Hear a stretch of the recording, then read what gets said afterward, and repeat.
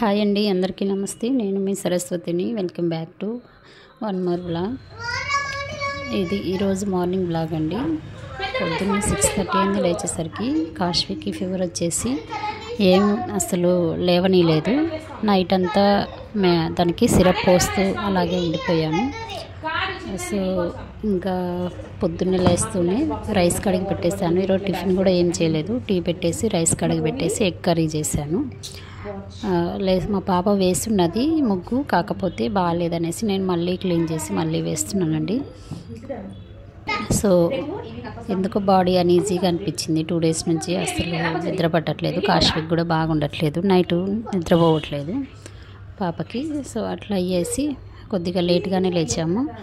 Rice ఒక్కటే కాబట్టి tiffin లేదు కాబట్టి పని కూడా తొందరగానే అయిపోయింది. సో నిజంగా చెప్పాలంటే ఈ మధ్య మనుషులు ఎలా ఉన్నారంటే, నేను చూసిన దాంట్లో నాకు ఎదురైన విషయాలు చెప్తున్నాను, మీతో షేర్ చేసుకుంటున్నాను. డబ్బుదేముందిలే, ఈరోజు ఉంటుంది రేపు పోతుంది మళ్ళీ వస్తుంది అంటారు.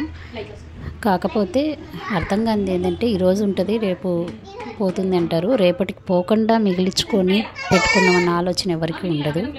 ఉంటే ఎక్కువ పోగొట్టుకుంటారు డబ్బులు. బాగా ఉంది కదా అనేసి జల్సాలు చేస్తారు. లేనప్పుడు ఏం చేస్తారంటే ఏదో మళ్ళీ సంపాదించుకోవాలి అన్న ఆలోచన కూడా ఉండదు.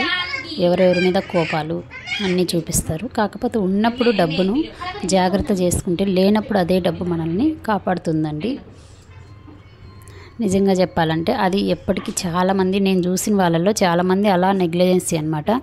డబ్బు విలువ తెలియదేమో మేబీ, కాకపోతే దాని విలువ తెలిసిన వాళ్ళే దాన్ని కాపాడుకోగలరు. నిజంగా చెప్పాలంటే డబ్బు లేకపోతే బయట అసలు విలువే ఉండదండి. నిజంగా చెప్పాలంటే మనల్ని చూసి కూడా పక్కకి వెళ్ళిపోతారు డబ్బు లేకపోతే. ఒకప్పుడు మనం ఇచ్చిన వాళ్ళే మనము కష్ట సుఖాల్లో అడిగినామంటే కానీ డబ్బులు ఇవ్వాలన్నా కానీ ఆలోచిస్తారు. అంటే మనం ఉన్న పొజిషన్ కావచ్చు ఏదైనా సరేను. సో మనం ఎటువంటి పొజిషన్లో ఉన్నా మనది బాగలేదు పొజిషన్ని బయట పెట్టుకోకూడదు ఎప్పటికీ కూడా. అలా పెట్టుకున్నామంటే మన వాల్యూ అనేది తగ్గిపోతుంది. సో కొందరు ఉంటారు, అందితే జుట్టు అందకపోతే కాళ్ళు అనే రకంగా. అటువంటి వాళ్ళతో మరీ డేంజరు.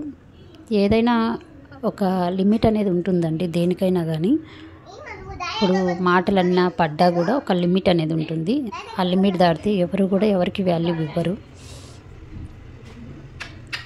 సో ముందు ఫ్యామిలీ అనుకోవాలి, తర్వాత బయట వాళ్ళు అనుకోవాలి. ఫ్యామిలీని చూసుకునే వాళ్ళు బయటను ఉద్ధరిద్దాం అనుకుంటే అది ఎక్కడికి అసలు పోదనమాట.